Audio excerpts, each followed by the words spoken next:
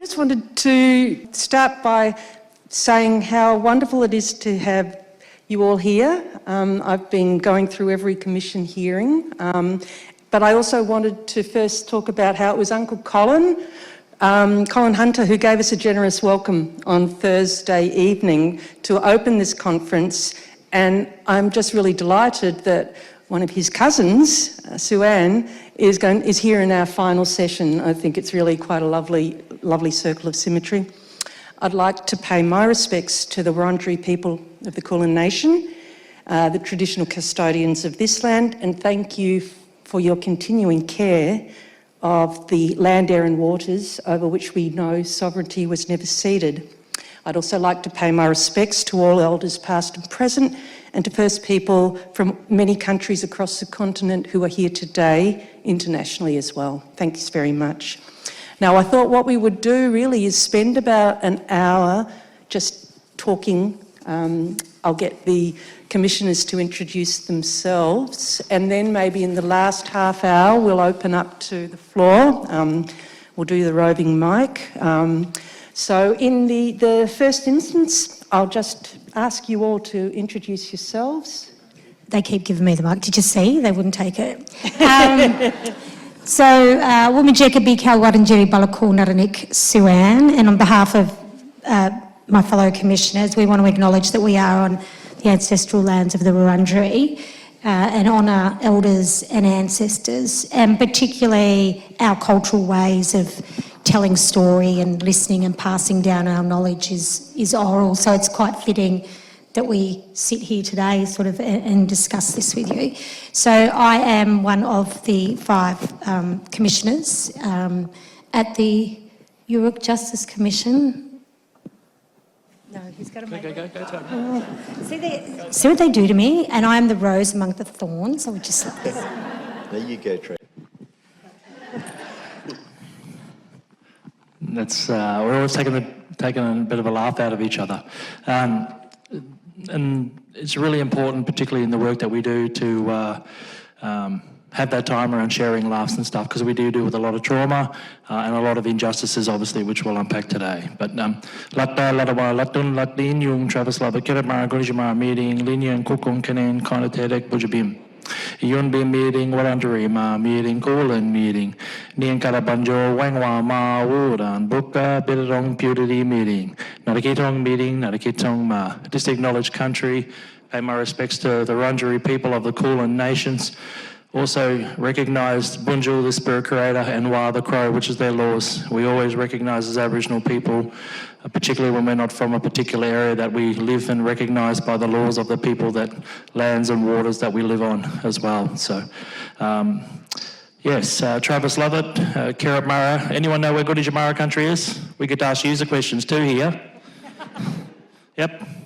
Yell it up. Okay. Oh, all right. I know too, hopefully.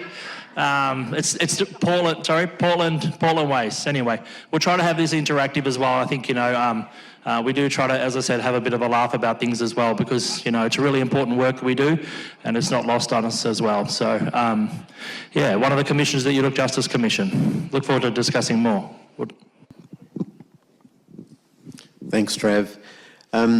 I'm Tony North. You'll notice I deferred to the 2 on my left. They're co-chairs, so they're senior to me in the commission. But more importantly, I'm the only non-Indigenous commissioner, and it's been very important, I think, to recognise that that's in a sense, subsidiary place, because the genius of this commission is that it has been led by First Nations, and being close up, I can tell you that its whole persona has been crafted by that input.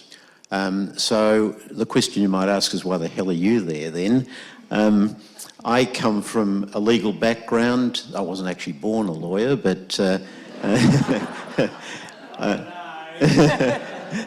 I became a lawyer in this institution, indeed in this very college, a long time ago, then went to the bar and ultimately became a judge of the federal court.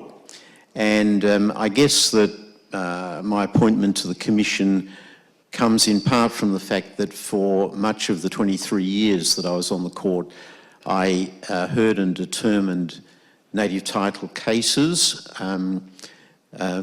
all but one of those in Victoria, and a lot of them in Western Australia. And so I left the court in 2018 and became chair of the Law Reform Commission, and then last February took the place of a previous retired judge on the Yoorrook Commission. And when I arrived at Yoorrook, I thought, well, I've done a lot of native titles, so this will be a really good background. And they, including these two, looked at me and said, what do you mean native title? Just a few crumbs? So that was the first lesson to pull my head in, and I've been learning ever since. So that's me.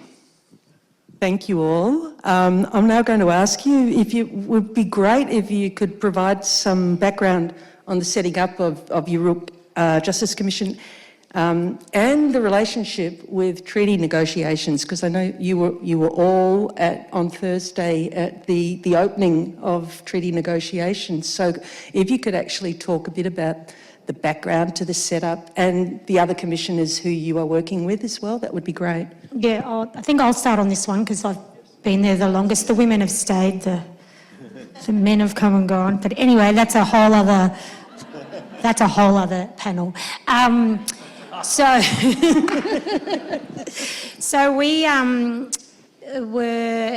first of all, I'm not sure if people understand the first People's Assembly. So it's a democratically elected body of Aboriginal people across the state that represent.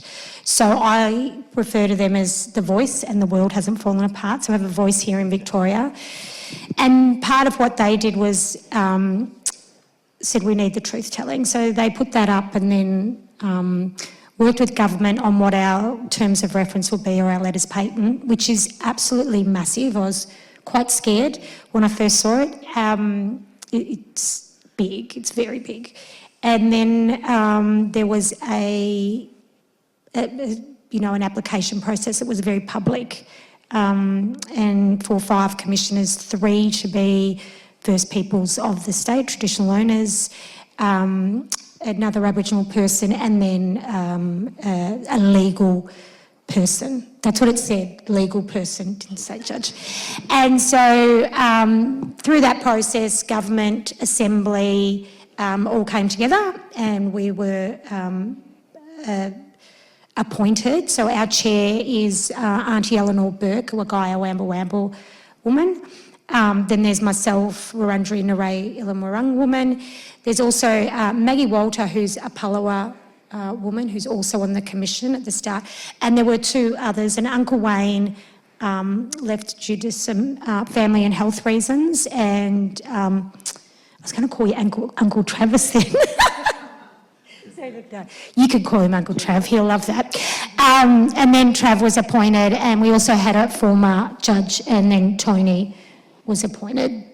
The setting up of the commission was a lot. So the first day that we sort of made public that we were appointed, we were pretty much homeless, because what they wanted was full self-determination for us.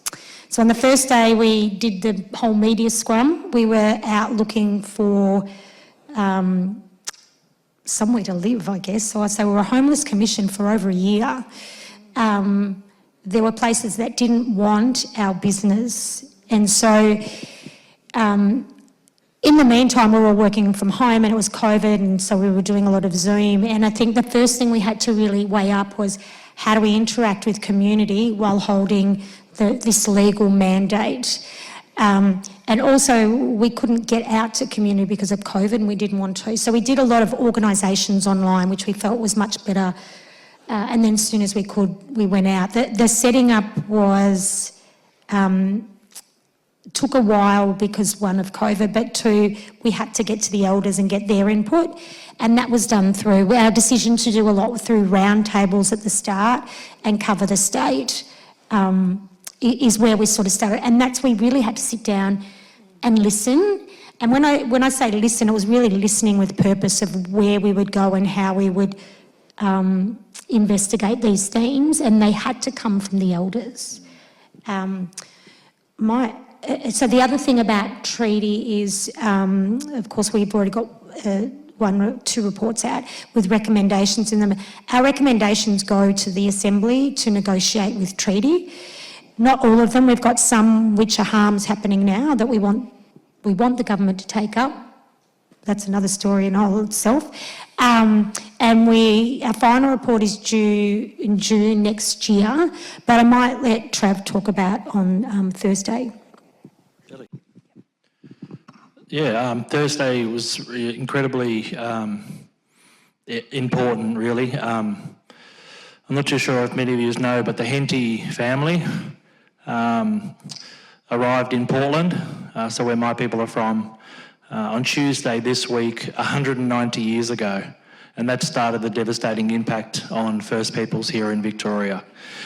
So to have, I guess, 190 years later, it's been a long time. We've lost a lot of elders along the way, the fight, the struggle, but also the resistance and the strength of their wisdom that they've passed on to us, continued through message sticks and so forth.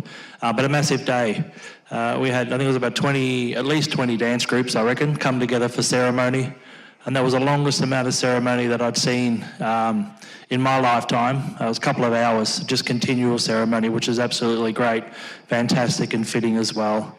And we had a lot of our elders and respected persons from across the state, but also many who couldn't make it. It was an incredibly hot day like today, so hopefully you are also staying hydrated as well. I did notice as well that you didn't fill the front couple of rows, but we'll let it go today. I won't embarrass you all, but yeah, really important. 200 years basically in the making.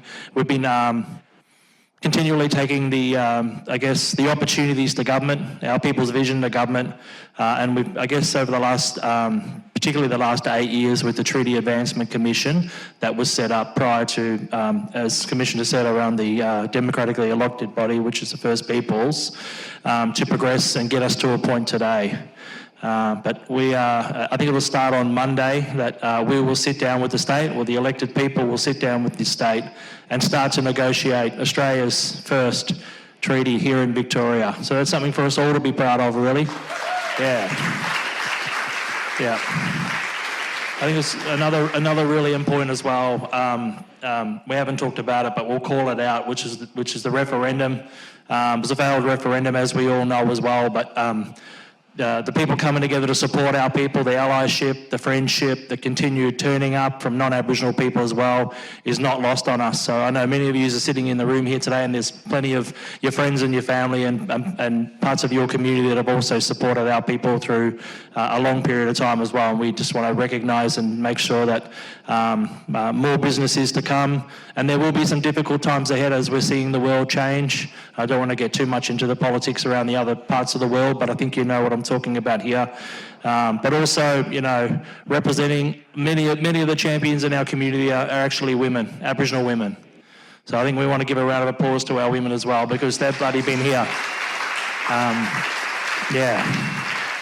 You know, so many staunch women that are there, you know, in the forefront, whether it be land rights, water rights, social policy rights, and all that kind of stuff have led the way and the charge as well. We want to make sure that our women are still front and centre as well. But our report with the recommendations that we will make and that we have made, and the future report and the official public record that we are developing will be used to further educate people on the true history and the full history. Because at the moment, as you know, you many historians in the room, we only hear one side, the coloniser side. And I'll leave the quote, because Sue-Ann's got an amazing quote that she always says, which I absolutely love, but I'm not going to take her words. But around how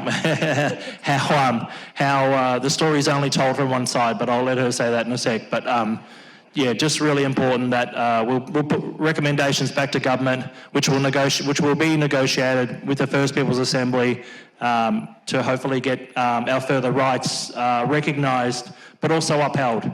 Because we are sovereign people, and it's a really important point that we make sure that people understand what we mean by our sovereignty. That's why we get to negotiate treaty, because we are the first people here, we're still here, and that's the mechanism for us to be able to come to the table to negotiate treaty with government. That separates us from non-Aboriginal people, and we don't want to create divides, but that is the point of difference that we as sovereign people, we assert our rights to our lands and waters and our country as well. And I think that's incredibly important. But the Assembly will be able to use our recommendations to negotiate treaty and also local traditional owner treaties as well. So each traditional owner group will also be able to negotiate what it means for them at place. Because what happens in the city, particularly political powers and the government departments doesn't always translate to what the mob really want on the ground. And that's even still on Wurundjeri country as well. Even though they live in that metro, it's what's now known as metro, they've still got other aspirations that they want upheld and respected. And it's very different for everybody else as well. I might just pause there. Can I just draw your attention to a poignant moment that arose on Thursday, the ceremony? As I was walking down to the ceremonial area, I noticed a retired High Court judge attending, who was, it was thought, the main author of the Yoorrook case. And I don't think I need to explain to you the role that Yoorrook played in the history of recent dispossession of First Nations people in Victoria. So that case stood for the proposition that the culture of the Yoorrook had been washed away by history. And there was he sitting as Yoorrook dancers were dancing in front of him, including young kids, old people. And I thought, how weird and how emblematic of what we've done.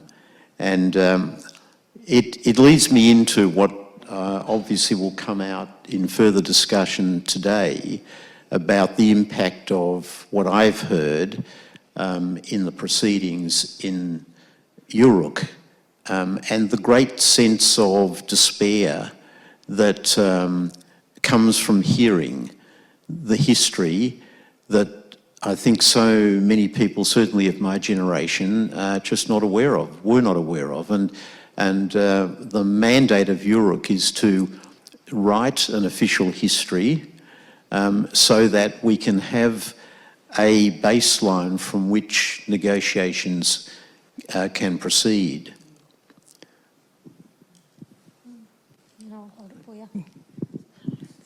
No, thank you all for those introductions and that background. And we could talk about that for a long time, but I know people here are really interested in learning about the work that the Commission is doing with regards to testimony and the various types of testimony that is being collected. We've had some interesting discussions in this conference to date based on something that Alessandro Patelli talked about, the difference between testimony as evidence, as something that is about detail to some extent, as opposed to story, which is about the meaning of that evidence and how that plays out. And I know that the Commission has many different ways of collecting testimony and story, and I wonder if you'd be able to talk about the ways that you're doing it and how that's gone. We sit under the Inquiries Act as well, and in the Inquiries Act it tells us that we can take evidence any way we need to. And so we just went, yes, that is really, really helpful. And what we found, I guess, when we called them roundtables, is people tried to structure them in this, agenda type way. Of course, you've got your formalities that you have. What worked was just having the microphones laying on the floor, having an opening question, and then it just progressed from there. If you get a bunch of aunties and uncles in a room of elders and you want to talk about space and time and where they're from, and talk about mob with authority, that's where you get it the most. So there was no tables, round circles, which we've done the whole time, and it was, we only really asked questions to clarify for us. Otherwise, it was just conversational, and you would always, and I found this growing up anyway, like with mob, it's just the aunties and uncles will tell you from the start who and what's important, what's special. You need to talk about place and time. Then they would start about community, what's important in that community, where we're going. And it wasn't for us. I do want to say that it's such an honour to go around the state and hear these truths and it's story. I don't even call it evidence or submissions, to hear these. And it's when you say story as well, I think it diminishes it a little bit. So I call them people's truths. And I've had many a time people say, look, you've heard this story before. And even if it is, for instance, around stolen generation. And I've said, yeah, but it's not your story, because every story is individual and every story is different. And just leaning in, by the way, I'm a social worker by trade. So sitting in discomfort with someone there's a social work term, leaning into the discomfort, that I just love. And being able to sit there, and this is part of the reason we didn't want courts and, sit in these, because to sit there with a cup of tea, and this auntie has passed away now, but to sit in her kitchen with a cup of tea and hold her hand with a box of tissues while she tells her daughter her whole story that she'd never heard, ever, be recorded, like the honour of being able to hold that space is just, and we will never get that story again because she's since passed and her daughter's got the story now, but it's also evidence to say these are the wrongs that happened in this state. And I don't know if anyone will ever get the chance to do some work like that, where you actually get these beautiful human moments that actually create big change for mob. And when you finish and then you ring them later and you check in, we've got all the social emotional wellbeing stuff in place. But there was one auntie and I rang her the next day and she said, Bub, it's yours. Do what you want. If that can make change, that's all I care about. So there's these human moments in the most amazing places that you just find yourself in. And I remember sitting there, all I could hear was the pokies, and we were sitting, having a lemonade, but that's where she was, and I had to meet her where she was, and we just had the best laughs, the best cries, and we were there for 2 hours. 2 hours, and when we finished, we hadn't touched our lemonades, we were just so engrossed in this conversation. And they're the moments, the honour of being able to do that. There's song, dance, video, mobile phones, you can record yourself now. We've had poems on napkins. We've been in amazing places, listened to amazing people. Like, it doesn't even feel like a job. Like, what an honour to be able to do this work. And then on the other, so part of the reason of not questioning First Peoples testimonies, we looked at New Zealand, and they did some in the courts, and the First Peoples there were cross-examined, and there was no way we would dare cross-examine First Peoples. So that's when we left it. And so then when government come forward, that's when we got fired up. So that's when we were sort of cross-examining more than anything. And I think the thing that people felt believed, like that's the first time someone's believed me. And these are older people, these are elders. And I don't think I've learnt a lot about listening, like the things you don't hear, or the things they want to tell you but they can't, so you're sort of probing. There's lots in it, and it's just the most amazing. I could go on forever about it because I just love that part of the work of being able to take someone's burden off them, and that's one of the elders said. She said, it's your burden now, it's not mine anymore. The strength of truth-telling, of people releasing, is amazing. Did you want to add to that? Well, it's hard to follow that up, eh? No, true. That just incredibly articulated really the power of truth-telling. And I think just we only flex the Royal Commission powers towards government. Because, our people have been, and many of them have tried to say their stories for a long period of time as well. So, but just to give clarity to people as well that when we do meet with our people, there is a transcription process and a legal process, a legal review and so forth as well, but that also protects them, but also as well, which is a really important point just to further add on there as well. But Yes, that's right. Indigenous data sovereignty. We take our people's data very seriously, and that we make sure that also we're protecting their stories and their journeys and their contributions as well. We make sure that anything that goes online we get approvals for at the same time as well. So that's incredibly important. But yeah, I've got really no more further to add.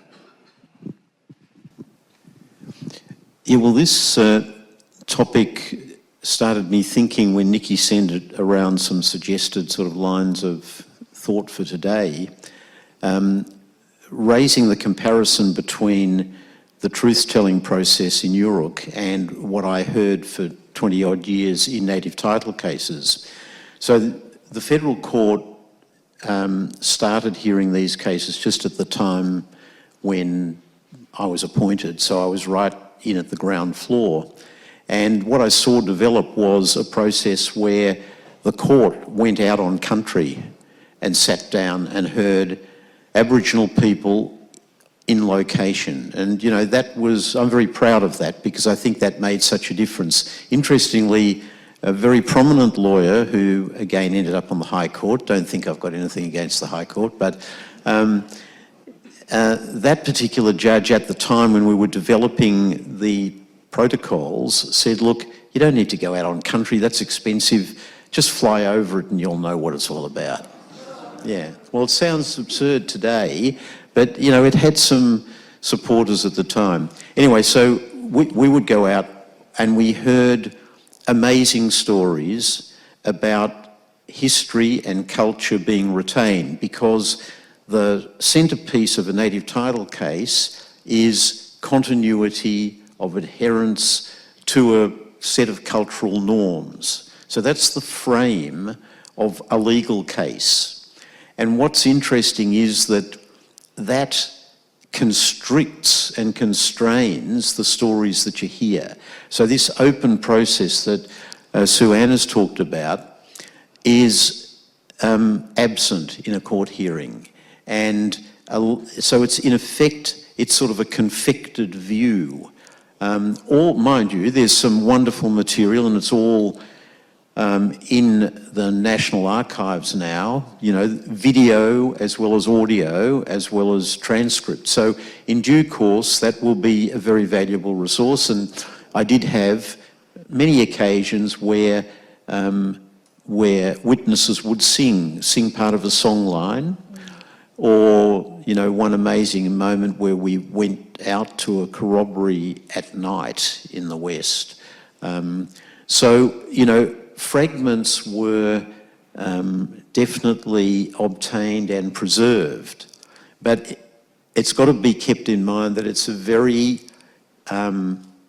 discreet and targeted story. And I think a good illustration is this. The very first trial I did, this is right back in about 2000, in Biennial, south of Broome, I heard all these stories about, you know, the culture that had been preserved and the various totems and the various, you know, godly figures, and it was all really, really impressive. And I went away and I wrote a judgment, and then later on I was reading about the people of Biennial and saw that they were actually Christian. They'd had a church. I heard nothing about that because it wasn't part of the history that I was supposed to hear. But in fact, Christianity, or a version which they'd crafted for themselves, was really part of the story. But in a court case, you're limited by what the particular test that's being applied is. So whilst it's a really valuable source of information, and as I say, I'm proud of the way the federal court approached it and tried to do it as sensitively as possible. I mean, we allowed for instance, community evidence, which you wouldn't do in an ordinary case. That is, people sitting together and getting evidence from a number of people. But then, you know, we also had many occasions where people would stop at a point in the story, and in the beginning, I was scratching my head and saying, well, why, you know, why don't I hear more about this? and that related to the hierarchy of storytellers, so that there was a point at which those people couldn't go beyond, and therefore, you know, you got a limited view. So if you're looking at those archives, you've got to look at them quite differently from the Yoorrook archives. Yeah, I mean, I think we always lead in the way in Victoria, and I think that this commission, particularly also being blackfellow-led, shows the ways that royal commissions can be done, and setting the tone for future royal commissions that will be set up to be able to be flexible about how they work with people depending on what inquiry that they're undertaking, and being able to take truth as well. I did want to elaborate a little bit on I was a bit cheeky before and facetious around the comment about just keeping government accountable. Many people don't know this, but we've extracted 10,000 documents from government through this commission. 10,000 documents. We've done a lot of reading. Every submission that comes through, we read through the submissions between us and the staff members as well. So every power of effort goes in. It's, you know, we don't want to leave an impression here that it's a very casual business. And yes, our people do things not casually, less formal, but we still get the job done.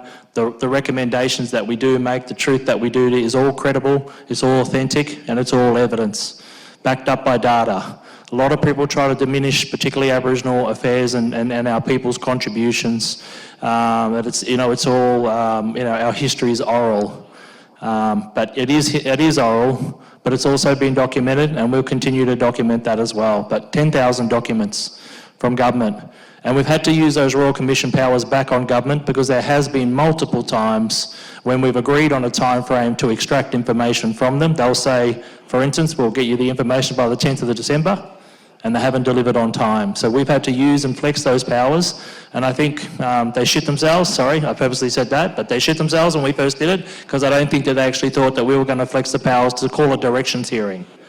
And it was really interesting to see them on the day make several apologies around that. It's not that because we have power, we're power hungry, but the government needs to make sure that they are giving us the documents that we need to be able to do to get to the truth, because the government has known the whole time about the full story.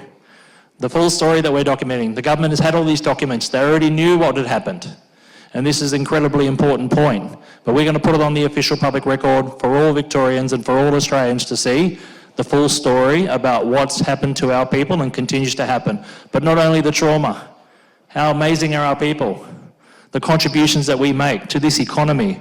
We've got hundreds of Aboriginal businesses being set up and just going about their business every day. People turning up to work, just going about their everyday lives, contributing to our society here in Victoria and the prosperity of this state. It's not all about the trauma and that, but we don't forget those stories, because they're the ones that drive us to continue to fight for equity. That's what this is about, self-determination and equity. So trying to let you use this. And I don't want to make this about me, but Travis is right about the reaction of people in government at the first directions hearing. Yeah, there was... No, I won't.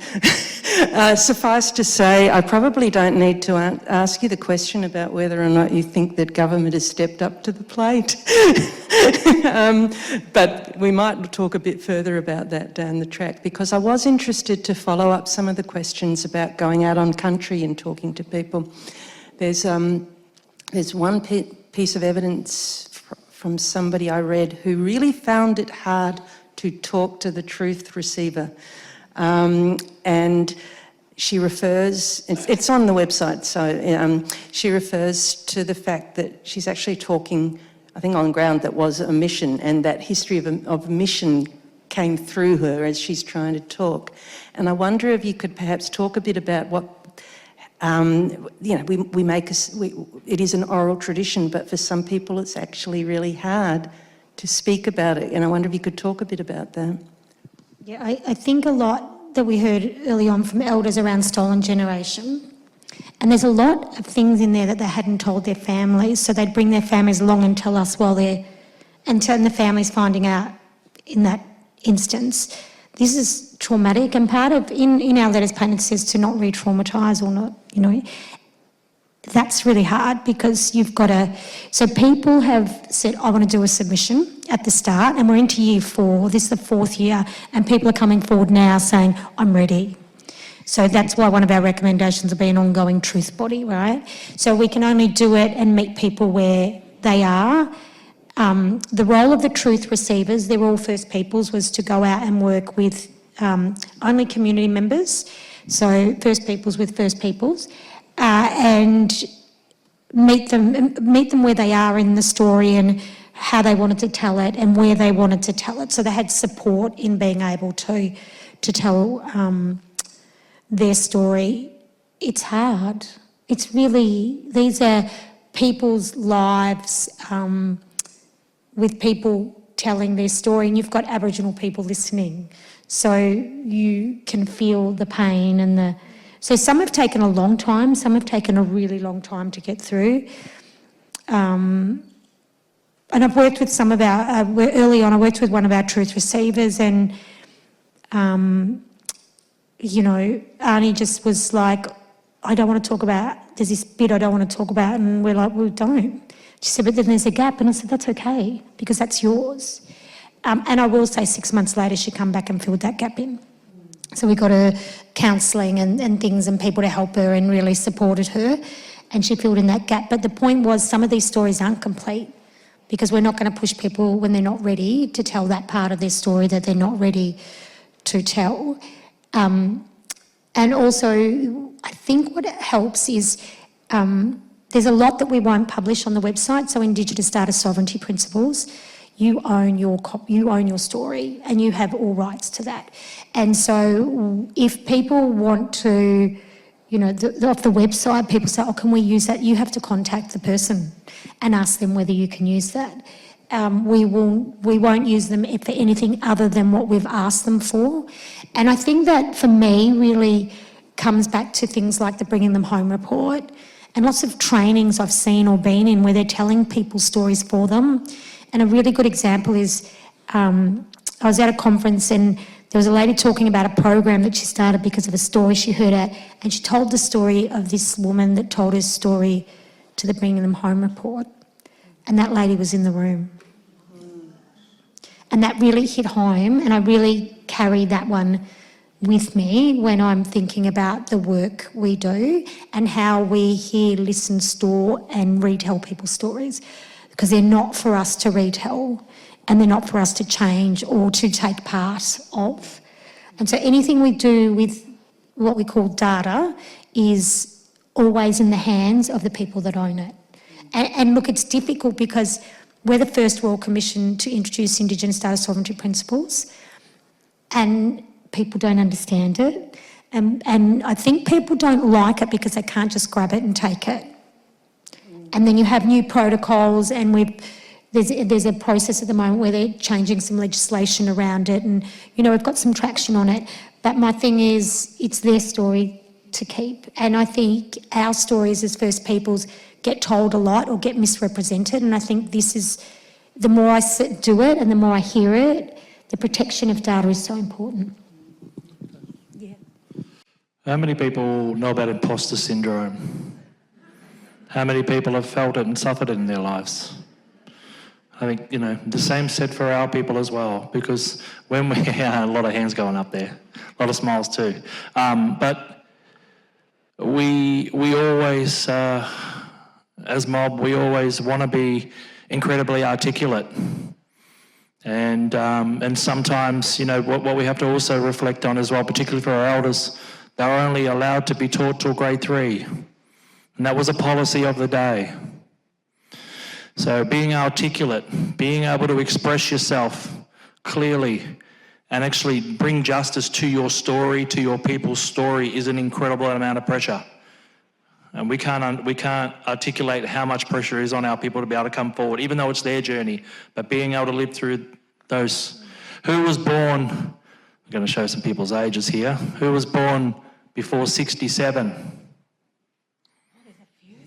Few, that's Delhi. But our people born before 67 were not citizens. So you may remember when, I don't know how old, but there was a referendum in 67 that enabled our people to get a vote. But before that, not even seen as a people, really. And this is just the facts. How many people can go back in their families 4 generations? Just, can you put your hands up, please? 5 generations.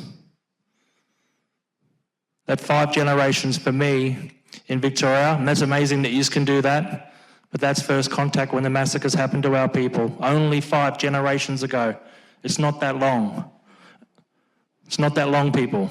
You know, I know I'm talking deep traumatic stuff today, but this is just a reality of, it's not that far back. You know, Australia doesn't have a long history in a colonial context, 190 years. So it's only 5 generations. So just, you know, really important points, but the imposter syndrome, it weighs on us all, including our people as well. And I just want us to, you know, think about, you know, so many similarities between, you know, our people as people, right? You know, so again, just further hurts, particularly about the referendum, you know, last year about, we feel that we're progressing so much and then we get reminded where we're at in society. And that's how it feels, where we're at, oh, well, you're not equal. You're not the same. I'm not saying you people you mob in the room here are doing that and making us feel that way, but that's what it said. You know, we live in a progressive state in Victoria. And I think we got 46%, which is still, you know, should have been a lot higher than that in Victoria. But this is why we need to encourage people to get behind, you know, the work that we're doing in truth-telling, and encourage, you know, yourselves to have the dinner time conversations with your friends and family. It's not confrontational, you know, like we've shared a lot of truths here today. We're not here to make you feel bad, but what our job is to do is to document the true history, the full story of what happened in Victoria, the good, the bad, the ugly, and how we want to work together in a shared future as well, because we can, and we do contribute every day. So the words oral history sort of slide off the tongue quite easily, and that means, you know, sitting down and taking the truths, or we've become in our society and even worldwide quite clever now how to comfort people who are expressing very difficult truths. I mean, we had the Royal Commission into Institutional Child Abuse where people were coming forward and telling that part of their life story in closed sessions. And so that's become sort of, I mean, there's a whole profession of people who comfort people and encourage people in giving an oral history. But I think what Trav has just touched on draws our attention to expectations which are raised as a result, because it doesn't end with giving your history.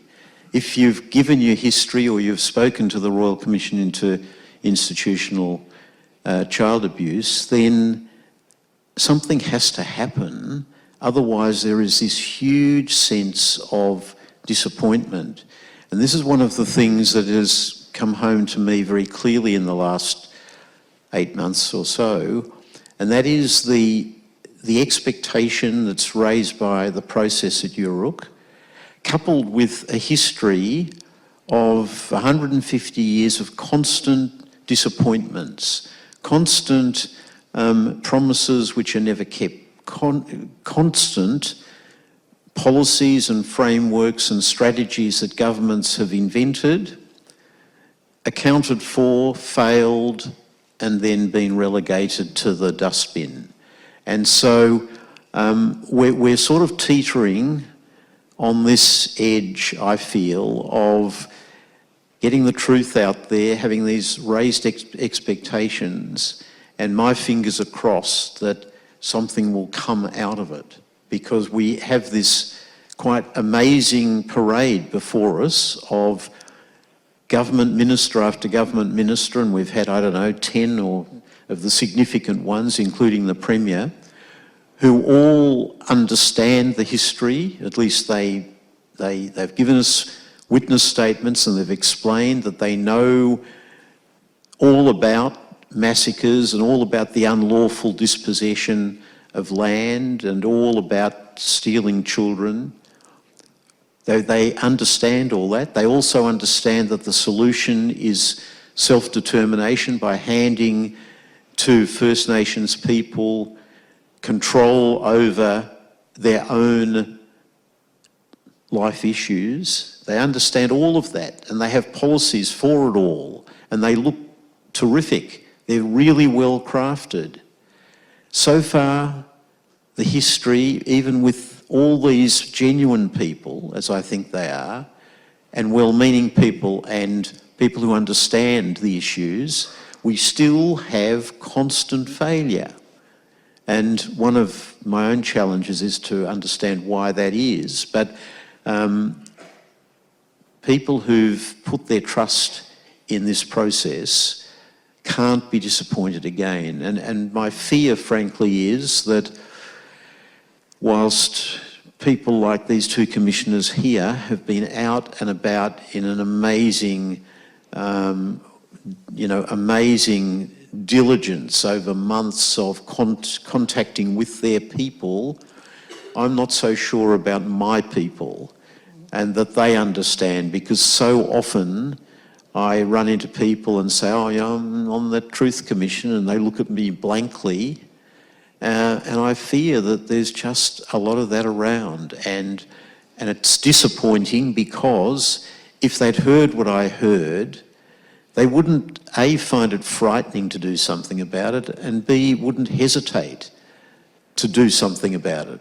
Because after all, our First Nations community has sat around waiting and waiting without throwing bombs and without destroying, civilization, with enormous patience. I mean, they always talk about resilience of their own community. I talk about patience in waiting for something to happen.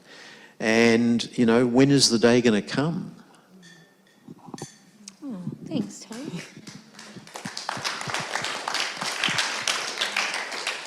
I suppose I'm grateful for you for bringing up the point about expectation. And I wonder if Sue-Ann and Travis would like to talk a little bit about the privilege and the burden of expectation. Yeah, I was just talking about this yesterday, actually. We have, I don't think, and I don't mean to speak so you can speak for yourself, Trav, but I think I know I wake up every morning with the weight of community on my shoulders. Like, this isn't something to be taken lightly. That if we are hearing truth to seek justice, along with justice comes healing for our people in Victoria. That's a big expectation, and people want to see change. And our people are very generous in that they've told their stories before, but they're still coming forward and telling their stories. We've had to gain trust of our mob because they see it as another Royal Commission. They also see it as another form of government just wasting money. And so we've had to, convince sometimes our people to come forward and tell their stories. And look, I have hope because we've got the First Peoples Assembly, but when you put up 46 recommendations and only 4 get picked up and then another 2 this year, you start to lose a bit of that yourself.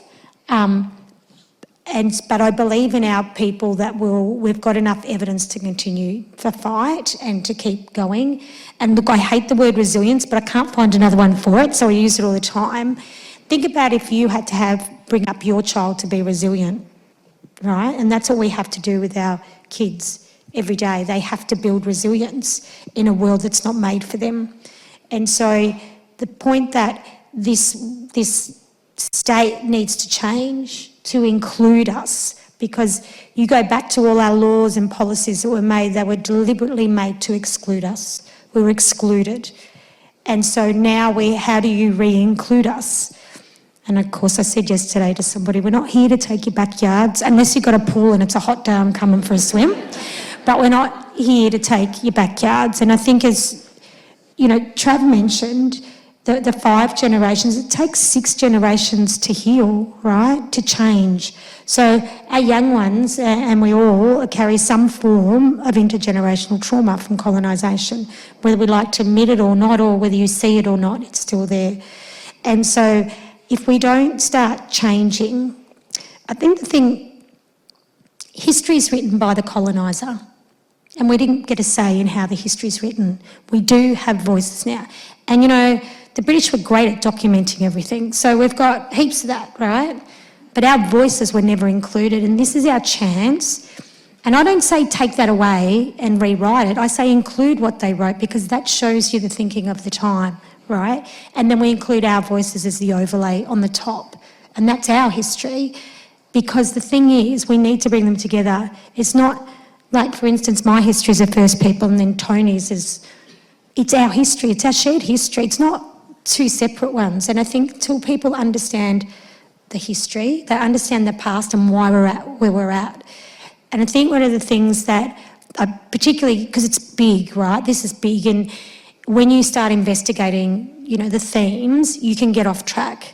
We're talking about systemic injustice. We're talking about the system that excluded us, because we are not innately criminal. We are not innately drug takers. We are not innately not able to parent. The system did this to us. And when you look at the system and the policies and the laws, until you can change them that include us and not exclude us, then nothing's going to change. And so part of that for me is also telling you it's a system, and you can help change that system. We could all help change that system, but it also takes it off. So I've worked in child and family welfare for a very, very long time. And the things I used to say to the parents is, it's the system, because it takes it away from you. And there's many a parent that has said, the state think I'm a shit parent, that's why they took my kid, right? But you can't parent unless you're taught to parent. And when you're excluded from a system that helps you parent, it just doesn't work, right? Does that make sense to people? So these systems, laws and policies must, not need to, but must change, because when you change it for First Peoples, you actually change it for everybody and the most vulnerable in our society.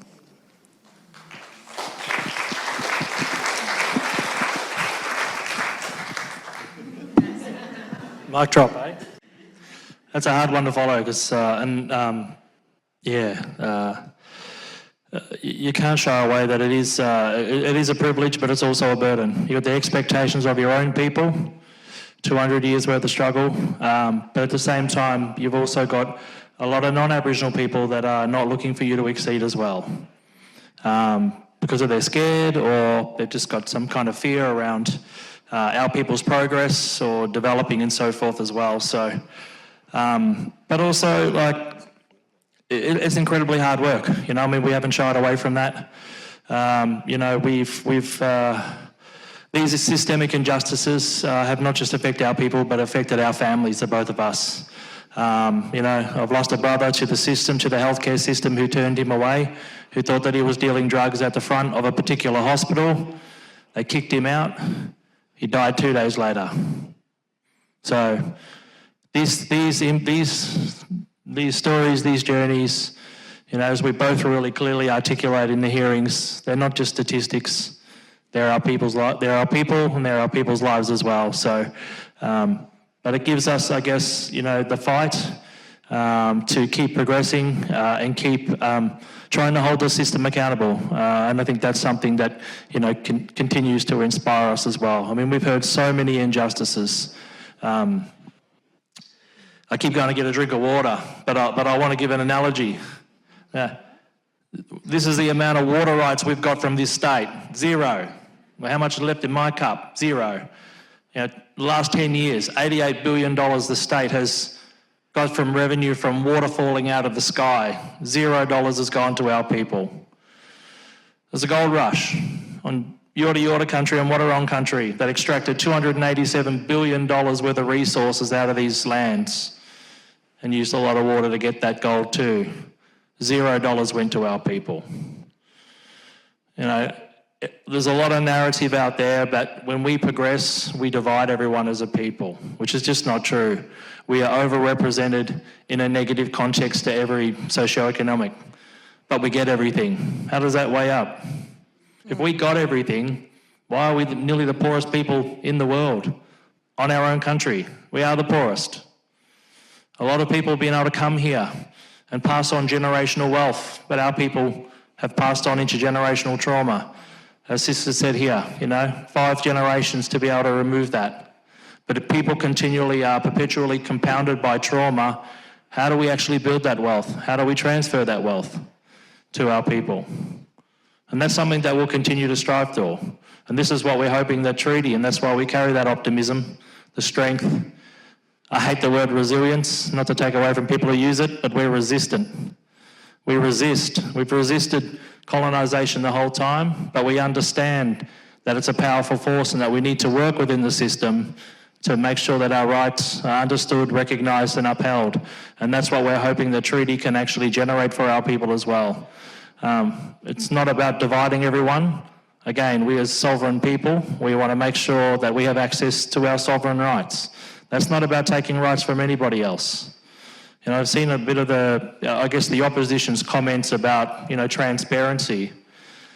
And everything on the treaty table needs to be transparent. But everything that governments do, no matter which government's in, is it transparent all the time? No, but when it comes to our people, everything's got to be transparent. When we negotiate traditional owner settlement agreement in 2010, which is a Victorian version of native title, one of our organisations was one of the first ones to negotiate that traditional owner settlement agreement, and they're still trying to get government to understand what's in there. And the acts change, but then the translation doesn't happen through government departments. But when the government wants to lock our people up, the next day that legislation's passed, our people are in the system. So when we win rights, it takes years for the government to accept and enact those rights. But when we have negative things impact, like justice issues, health issues, housing issues, we are continually shut out and locked up straight away. Maybe some of you might have got the answers to that, because, that's just the facts, really. They enact negative legislation on our people straight away, but when we want to execute our rights, they don't. So, yeah. But anyway, always optimistic, and we'll keep up the fight. We're known as a fighting Goodijamara, but every mob fights. Everyone fights, but in an advocacy sense. Our old people, they had to use their hands and their feet to fight, but how we fight nowadays is this, through articulation, and we write amazing policy. Ways of how to influence people, how to influence government as well, to be able to talk their language. Again, when you're only enabled to get taught till grade 3, it makes it hard for you to be able to articulate yourself in different arenas and platforms to be able to elevate your rights. The fight's always been there from our people, the voice has always been there, the strength and the advocacy's been there, but people aren't hearing at those levels as well. They're hearing, but they're not listening. And that's what we talk about in Aboriginal culture, deep listening. Because listening, you hear, but then you act. There's a lot of hearing going on, but not a lot of listening. Just would like you to reflect on that. Not in a bad way, but just to reflect on that. In a bad way. No.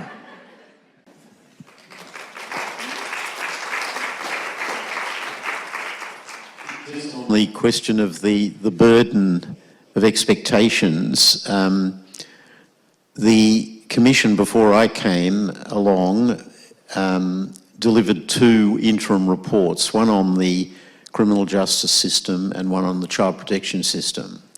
That was in September, a long time ago. When was it? It was a while ago now. My times are getting confused. June and September last year, there were 2. So we got, in the characteristic way of the bureaucracy, we got the responses to the recommendations that we'd made. And I think there was it 3 out of 36 or so? No, that's now. No, they took up 4 to 4. start with. Yeah. Okay, 4 was supported. 4 out of, was 46. it 46 was supported. So can you imagine? And then we said, oh, well, okay. Then I came along and then I was told, oh, well, they're doing an implementation plan. That's the next stage that bureaucrats work on. So you get the initial response and then the implementation plan. So I'm saying to these folk, look, we'll get some substance out of this, because I've heard all these ministers talking the right way, and you wait, we'll get implementation, we'll have, a new child protection system, and they're looking at me, yawn, yes, okay.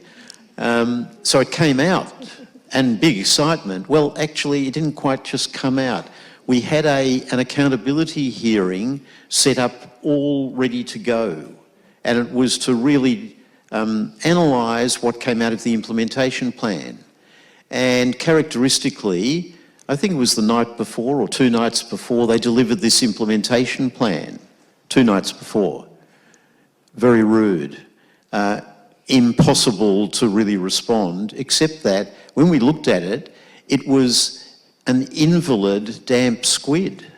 So there really was nothing to address in it. I think they picked up one more support, which was that they were now going to support the recommendation which included in the position description of the Chief Commissioner of Police that he had to have some knowledge about Aboriginal history. Wow. So, you know, you can imagine what the feeling was. He was so upset, we were like, oh. No, hang on a second. How many of you thought when he said that when he came, well, you're like, oh, maybe something had changed? How many of you? Yeah. Sorry, John, carry on. So you can imagine what, you know, how difficult it is to explain to people who've, you know, given their life stories in an attempt to move the system on, and now we're, you know, months, if not, I don't know how long it is since the actual reports were delivered, and the response is so incredibly underwhelming. Now, I don't underestimate the difficulty of implementing what was recommended there. They are big changes, but there were also ones that were not so big, and if we had people who were genuinely concerned to move, there would have been more action. And this is the thing that, you know, worries me and worries me that people who've trusted in this process may ultimately be let down. Can I just add on that? So on Thursday at this ceremony, most of the ministers came, and I saw one minister, the Minister for Corrections. And we talk about changing hearts and minds at the Commission. And there was one particular story I heard in prison from a young girl. And I promised her that we would try and get the price of phone calls changed. So after we went and saw them, there was an article, I spoke to a journalist, and there was an article come out, she did her research. It cost more to call prison on a mobile phone than it did to call the Pope in Rome. Right? That was the article. I'm like, wow, that's fantastic. And so I think you were there at that one, Trav, yeah. And so this young girl, I just remembered her, and she said, sis, I know you're going to do this. So I felt that expectation. Anyway, there's been talks about changing it at the moment. So I saw him, and I danced on Thursday, so I had my ochre on him up. So I just went straight up to him, and he's like, Commissioner, I said, not today. Not Commissioner today. And so I said, how's it going with the phone calls? And he said, oh, we've tried to, you know, and it's complicated. And I said, well, let me tell you complicated. So I sat there on this hill with ceremony going on and told him the story of this girl. And a story of, and I said, do you know what that means? That means she couldn't connect with her family, and connection is so important. She looked after her nan, she needed to know her nan was okay. Told him the story, everything. And I said, so how complicated is that to complicated to what you're doing? I said, just get the bloody price down. He said, Sue-Ann, I'll be back to you in a week. And I said, and if you do this, I will stand beside you when you announce this, because we need this for our people. And if we do this together, we've got to get them where this looks good for you and your policies, right? And he said, yeah. And I said, I'll stand beside you and be happy for our people when you announce it. That's the smallest, that's so tiny, but it's huge to our people. Like, just change the price of phone calls. But the art of, like, the storytelling and using that for hearts and minds is so important. I just want to say this, that demonstrates why we're such a different Royal Commission. Yeah, I'm sorry.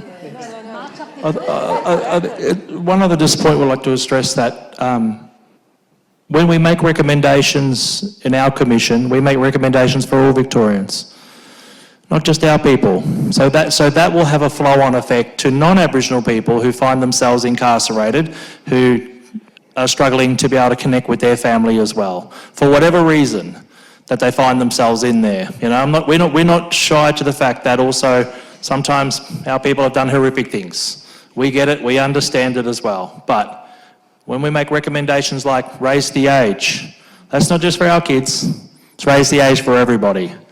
And again, just to reiterate, everything that we recommend is backed up by evidence. So Sis shared one story, we heard that hundreds of times, but this one particular story had just really a significant impact as well, which she shared with you, but there's others as well. So this is evidence-based. Again, I want to stress that because a lot of the time around when you have an oral history and around our people, it's not evidence-based. It's just a gut feel for our people, which is just not the case. Maybe when we're talking about oral history around our culture and our practice and ceremony and law, that's different. But when it comes to writing policy, government policy, it's all backed up by facts, evidence. White-fella ways, not our ways, white-fella ways. Again, comes back to articulation and these little spirit fingers here writing policy.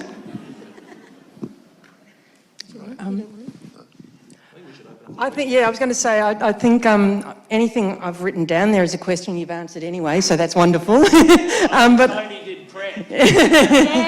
But I would like to open the floor to anyone who would like to answer. Oh, it would be the person right up the back, wouldn't it? Oops, thank you.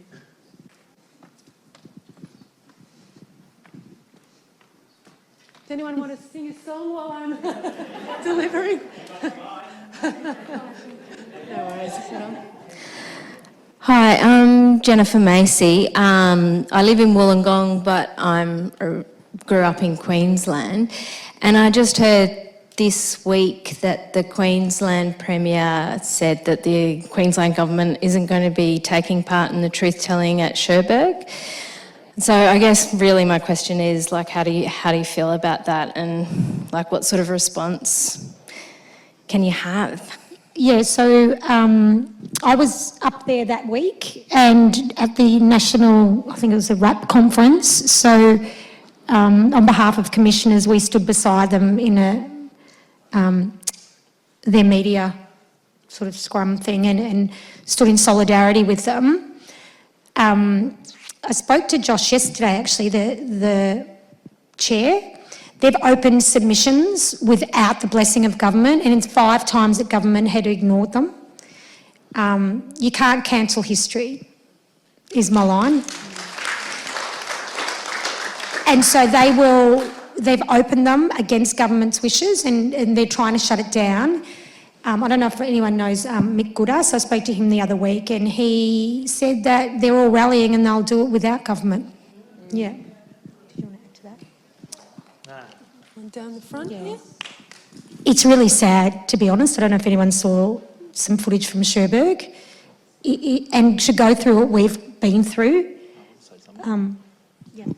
The both of us actually went to the launch a couple of months ago. We were there, 1,000 people in attendance, and I would say at least 50% of the people in attendance were non-mob, you know, and there was incredible spirit in that room.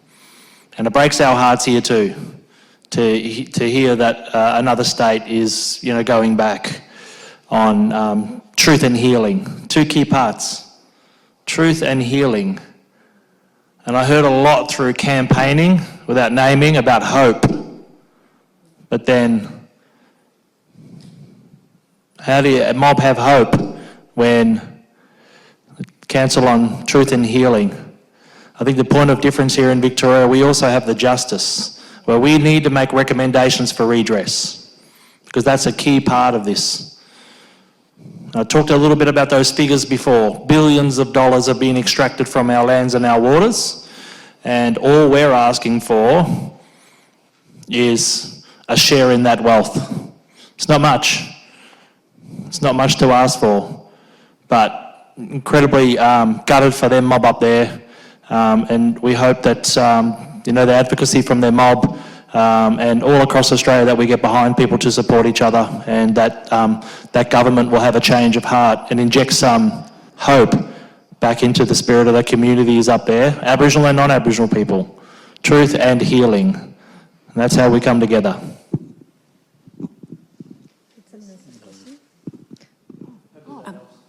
Hi, thanks so much. This has been so illuminating. This might be a bit basic, but with all the evidence that's being collected, what is that going to be an accessible archive of, or a big report at the end with recommendations? And then I suppose coupled onto that, the expectation question, will it be a source that, historians will be able to refer to in a way that meets Indigenous data protocols and stuff? But yeah. So we've got the official public record, which we will produce. That, just so people are aware, that's also with historians, Aboriginal and non-Aboriginal, because, we need everybody involved. And that'll be a true history of this state. So that will come along with the report. The website will stay like any other Royal Commission. You can't download. If people have given permission to have it published on the website, then it's there. And what we say to people, if you want to use, it's sort of all over there. If you want to use someone's story, you need to contact them directly, and people know this. We can't reproduce it for anything else. The archives will, at this point, go to Prov, and they will be locked down for, I think, 99 years. They're working that out at the moment.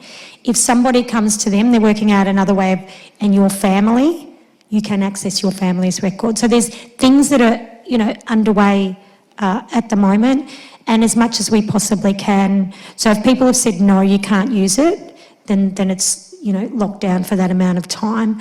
And it's just respectful, right? So it will be there.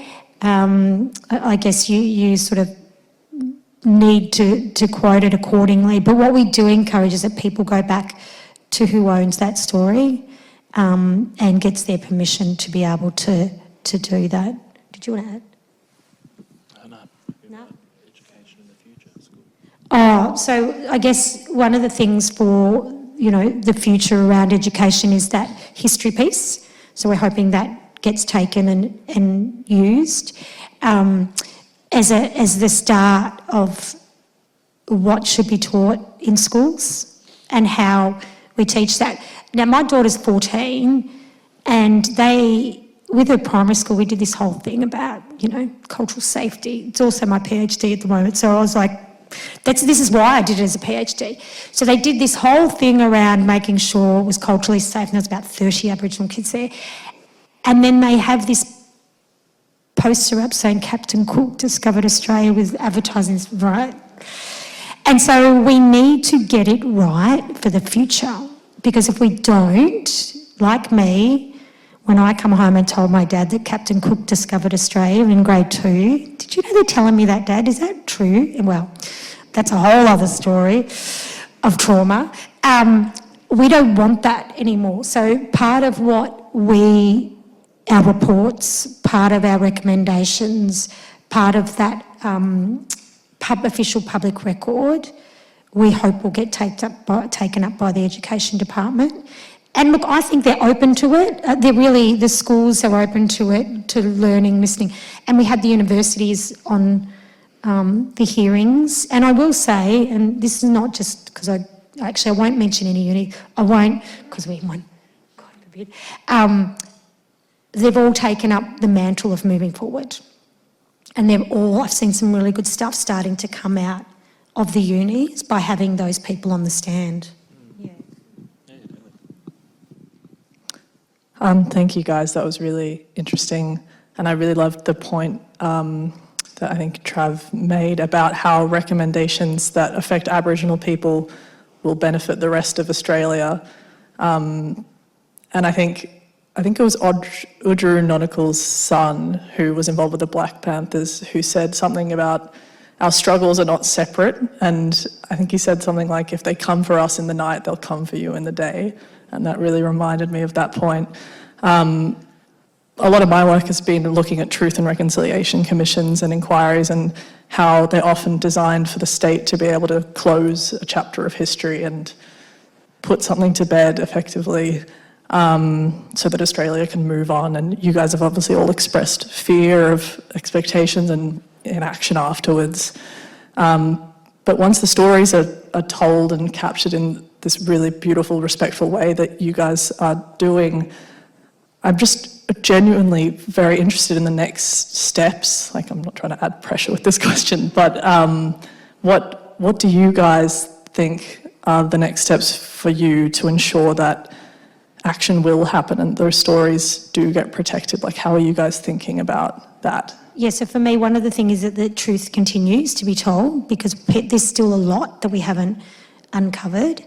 And then I feel like we just go and take a breath and then go here to the treaty authority or the assembly to negotiate in treaties. And I think I'll hand it over to Trav in a minute. So we're talking about, we're talking about places recognising.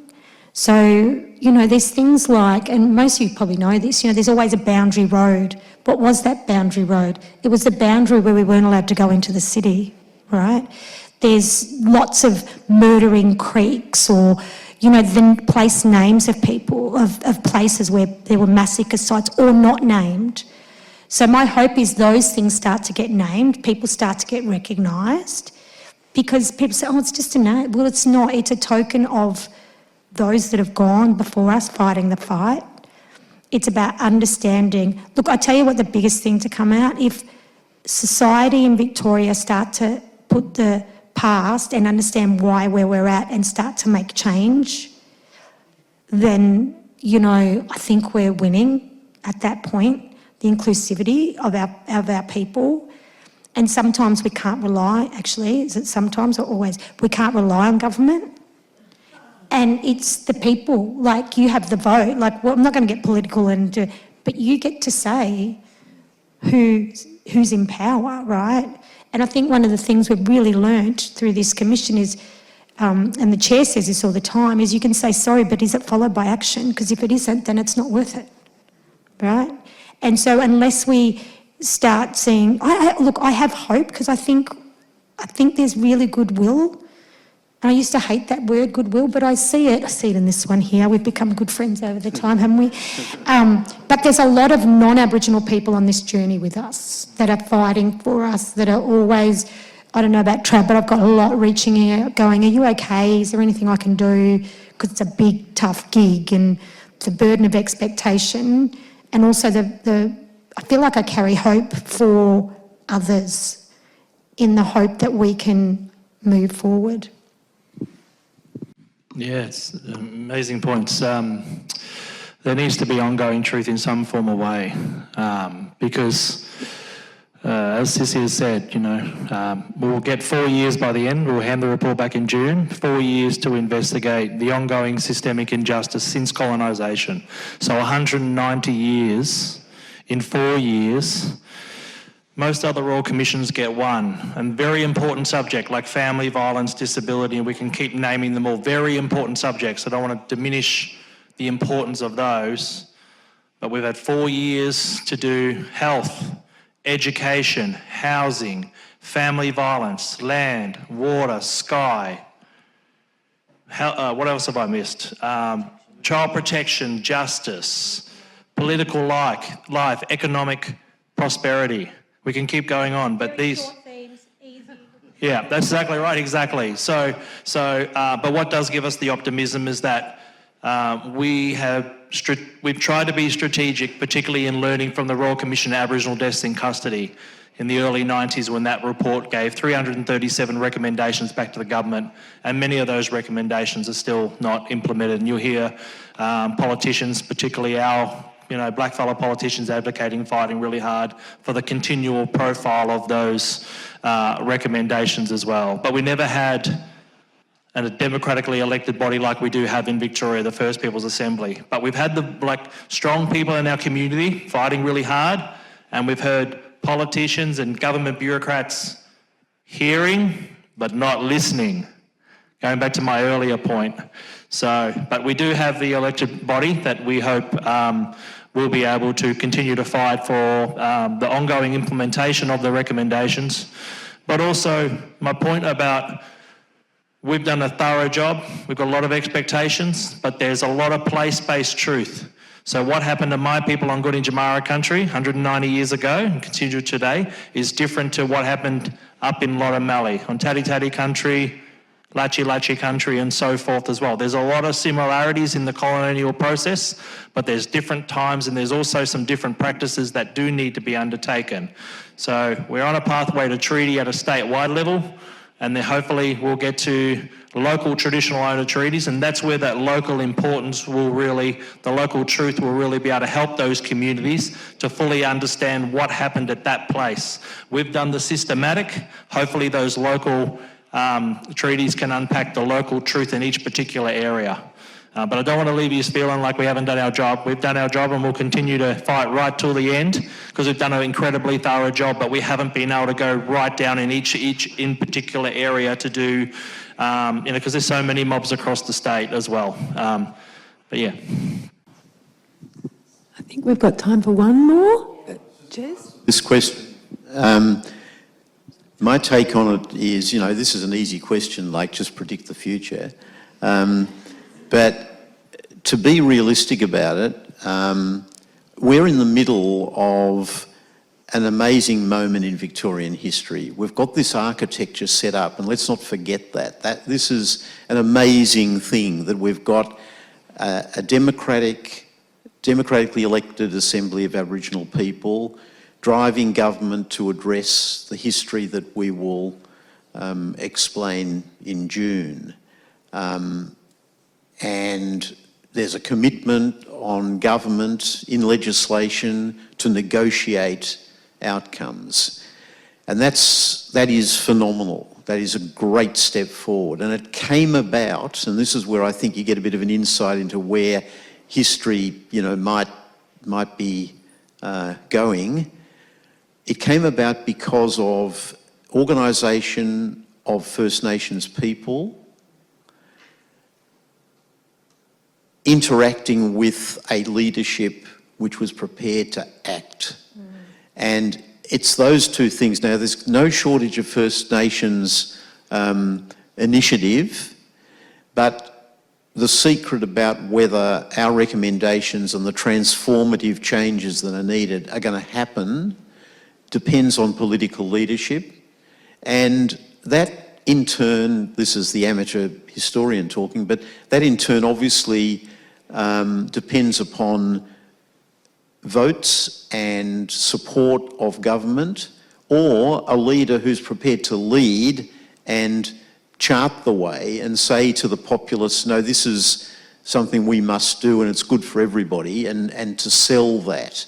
Now, where that leader is, I don't know, but I mean, I try and manage my own expectations by saying, we'll deliver a report, it's going to probably get the invalid limp squid treatment like so far, but that's not the end of the story, because it sits there like Royal Commissions in the past, and that is material that is drawn upon all the time. Researchers, policymakers, they'll pick up a subject matter here and a subject matter there. That's the sort of limited expectation view of history. That's likely to happen. But whether we get a Whitlam who will come in and say, hey, listen here, dudes, they've said it, now we've got to do it, and no, Mr. Bureaucrat, you can't just put your pens down when you've noted that the policy's failed. You've actually got to get up, work over Christmas and fix it. If you want to know the body of work that these people have been doing, go to the website. I can't believe how much has happened, and the hard work is still coming over the next 6 to 8 months. So keep yourselves safe. I mean, I just think that this is extraordinary work, and we have to do the heavy lifting. I mean, there is a lot more heavy lifting that we can do. So on behalf of all of us, I'd like to thank you all for telling us your truth. Yeah.